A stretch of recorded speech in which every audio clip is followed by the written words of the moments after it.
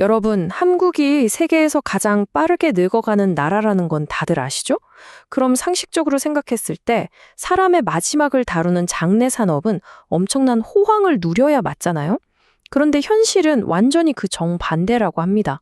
오늘은 초고령화 사회의 한복판에서 오히려 장례식장이 텅텅 비어가는 이 기이한 역설을 한번 제대로 파헤쳐 보겠습니다.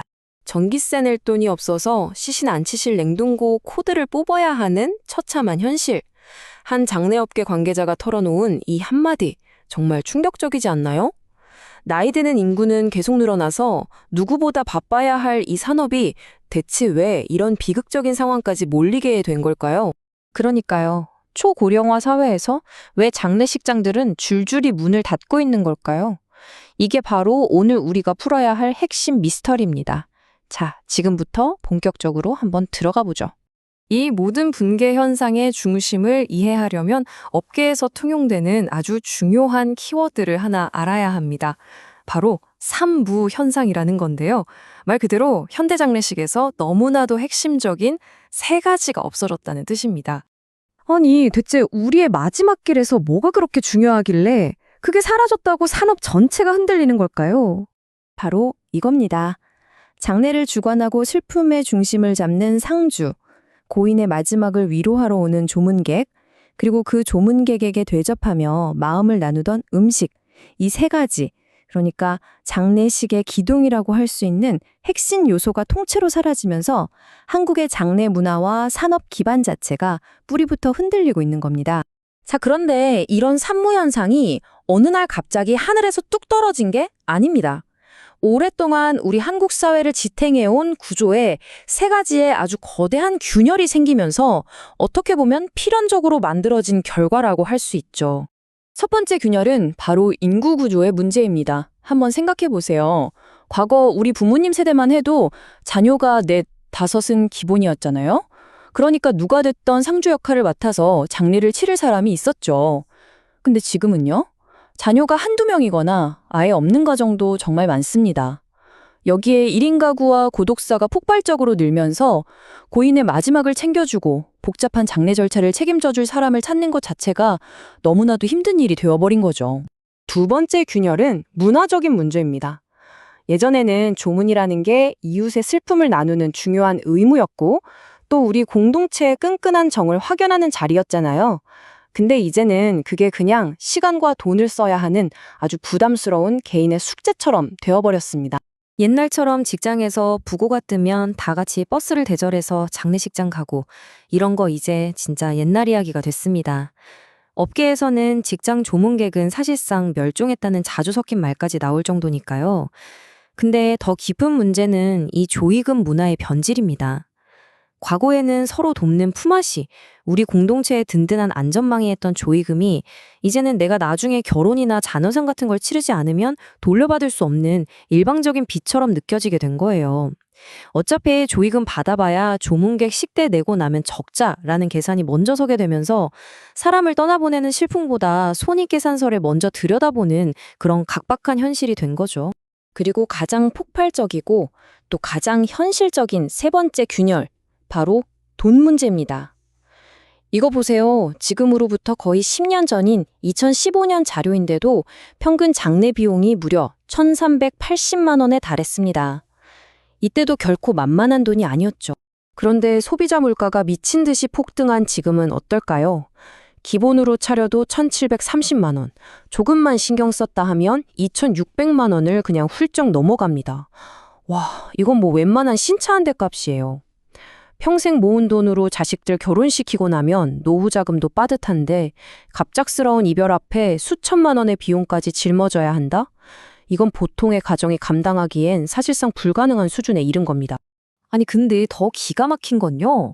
이 비용이 어떻게 이렇게 부풀려지냐는 겁니다. 장례식장들은 외부 음식 반입을 딱 금지시켜서 독점적인 구조를 만들어요. 그리고는 시중 가격의 몇 배에 달하는 폭리를 취하는 거죠. 수박 한 통에 5만 원, 수육 1kg에 14만 원. 이게 말이 되는 가격입니까? 한 온라인 커뮤니티에서는 이틀하고 반나절, 그니까 2박 3일 빈소 빌리는 데만 600만 원 넘게 나왔다는 글이 올라와서 엄청난 공감을 얻기도 했습니다. 아이고, 마지막 가시는 길인데 좋은 거 해드려야죠. 평생에 딱 한 번뿐인 이별인데 어떻게 제일 싼 걸로 하시겠어요. 이런 말들 장례식장에서 한 번쯤 들어보셨을 텐데요. 사실 이건 슬픔을 볼모로 한 일종의 감정적 협박입니다.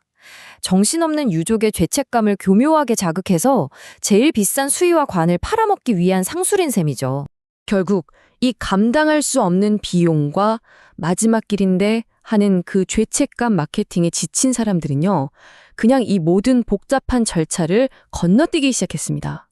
빈소를 아예 차리지 않고 고인을 안치했다가 바로 화장장으로 모시는 이른바 직상을 선택하는 거죠. 그리고 이런 선택을 하는 사람들의 비율이 놀라지 마세요. 전체 장례의 무려 40%를 넘어섰습니다. 그렇다면 진짜 모든 장례식장이 이렇게 문을 닫고 있는 걸까요? 꼭 그렇지만은 않습니다.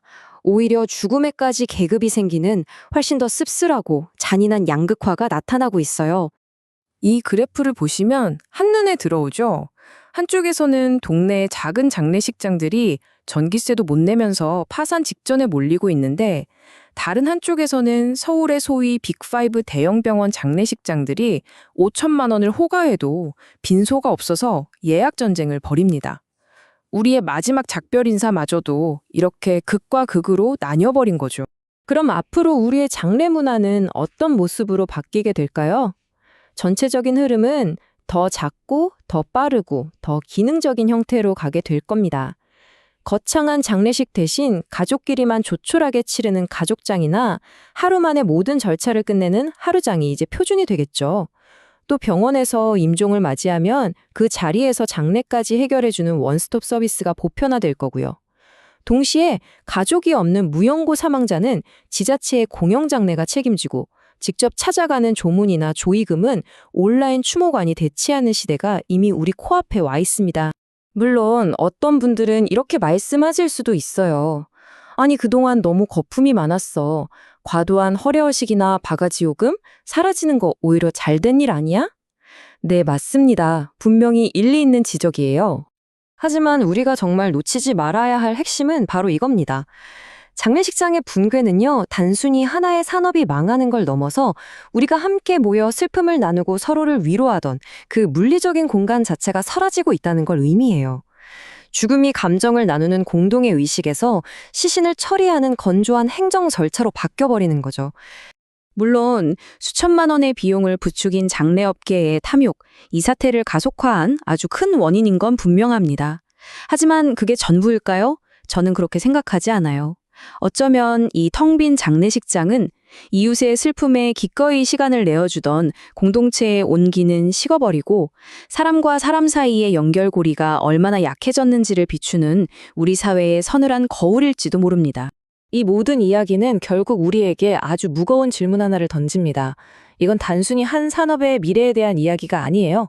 우리가 지금 만들어가고 있는 공동체의 모습, 그리고 결국 우리 각자의 마지막에 대한 질문이죠. 여러분의 마지막 그 길, 그 곁에는 과연 누가 함께 있을까요?